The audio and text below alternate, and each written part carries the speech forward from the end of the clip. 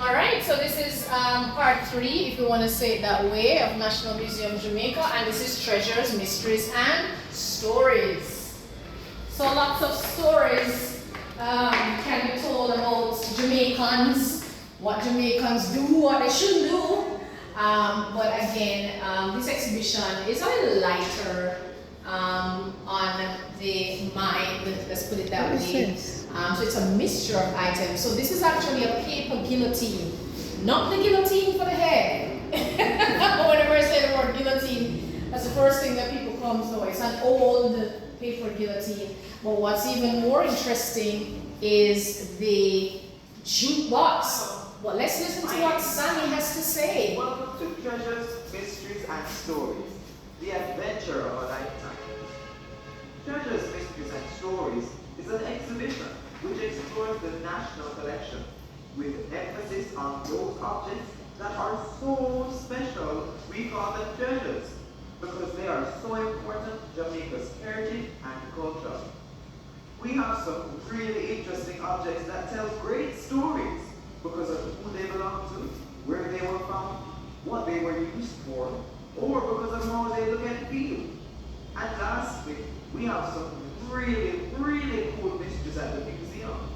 These are objects that we have no clue about. We don't know where they came from, who they belong to, or what they were used for, but they are in our collection. So get your exploring hats and flashlights ready as we go to the National Museum to explore treasures, mysteries, and stories. Come on! Alright, so we're gonna do that just now. You see the bicycle? So we're gonna ride through time, okay? So we're going through our door and we come all the way inside, and you can see a lot of different artifacts, and many of you are too fascinated by what you see. So if you're British, you may like the history of Mary Seacole, very important to the history of women, British healthcare, and black women who, of course, would have wanted to go into nursing. In fact, Mary Seacole is the only named black woman that has a statue in the United Kingdom. So she is of paramount importance, not only to healthcare, but what it means for black women in health in history. We're talking about the 1850s going to the Crimea War. I'm not going to war. I don't know about you. All right, so lots of gifts that we were given over the many years, like this Buddhist temple. And did we get Air Jamaica as a gift? No, but it was ours. We owned Air Jamaica. My God. And then we lost Air Jamaica. My God. So the Lovebird is a story in and of itself. You'll come here and we'll talk all about that. Lots of different unique things like the candelabra, a campaign box. Again, wartime is a thing, right? And so it says with secret compartment, that's right here at the other side. So we want to just highlight everything. You can look at some pictures of yesteryear. That's right here. So Kingston in the days of the tram car. Imagine what that would have looked like. And Old Victoria Park, which later became St. William Grant Park. And you just saw the railway terminus. Do you know who is St. William Grant? A Garveyite who did so much for workers in Jamaica and the trade union movement. And he sacrificed quite a lot. So that's an important part of our heritage in terms of the labor movement, that man, St. William Grant. Okay, so just find out a little bit more about it. Constant Spring Hotel, one of the older hotels for Kingston, yes, and later became the grounds of one of Jamaica's best all-girls high school, the Immaculate Conception High for girls. And so lovely to have that here. And then we have different things like the Jamaica exhibition of 1891, textile samples of yesteryear, artifacts from different parts of the world like Egypt that would have been donated to us here at the Institute. So Donate to there's a, fire. all right, so that information is right here. And again, remember that the Institute was founded by a governor of Jamaica, and at that time it was Sir Anthony Musgrave. And so the who is who got to work here were, you know, of the affluent, well-traveled, well-educated, and so some of them would have had the resources to go to other countries and do their own collections. So that doesn't surprise me at all. Again, just a variety of different items that you can see here at National Museum Jamaica.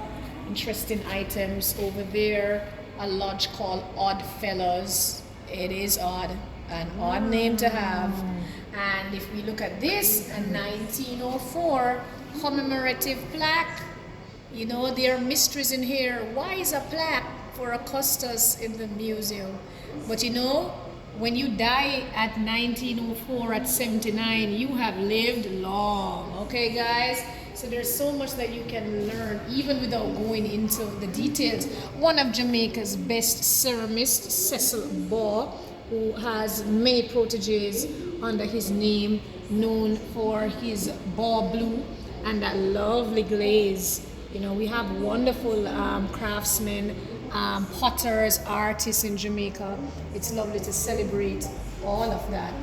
So lots of things to see. Miniature version of the cenotaph, which is at the Heroes Park, and at the back you have a gift to Jamaica.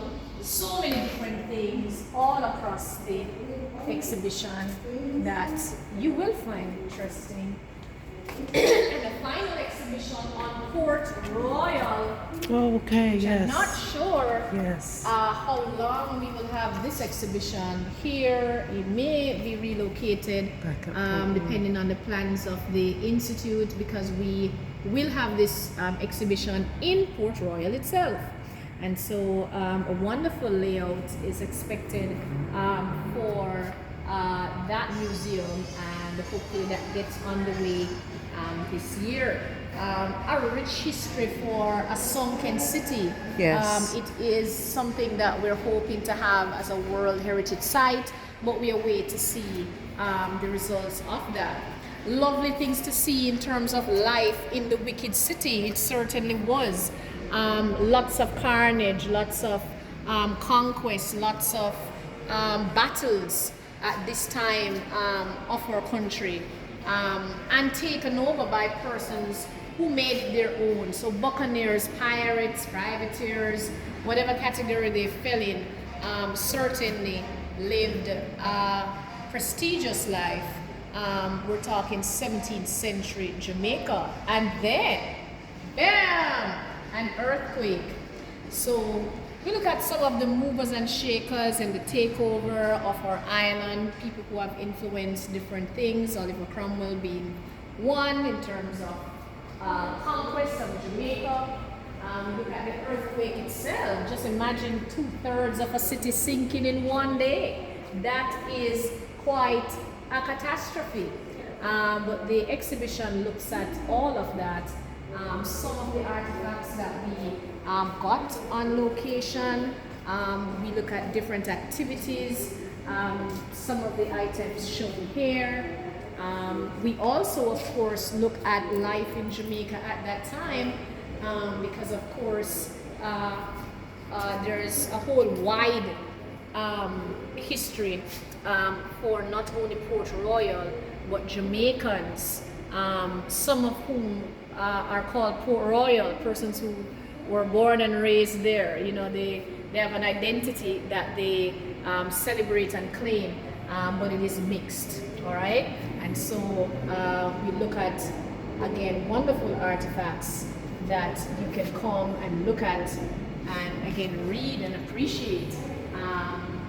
Not only the sides of the British, the buccaneers, etc., but enslaved Africans, who many of them were very, very talented, but of course, or unfortunately, their talent was exploited. So when we really think about what was taken from West Africans, it's not just their removal from their homeland, but also the fact that even their very talent was exploited.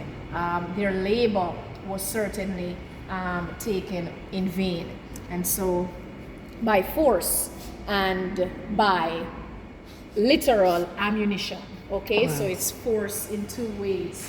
So the history of Port Royal, the history of Jamaica is extremely wide. So coming to the National Museum, so coming to the National Museum Jamaica, there's a lot to see, a lot to imagine, and hope to see you here one day soon, one day. Thank you.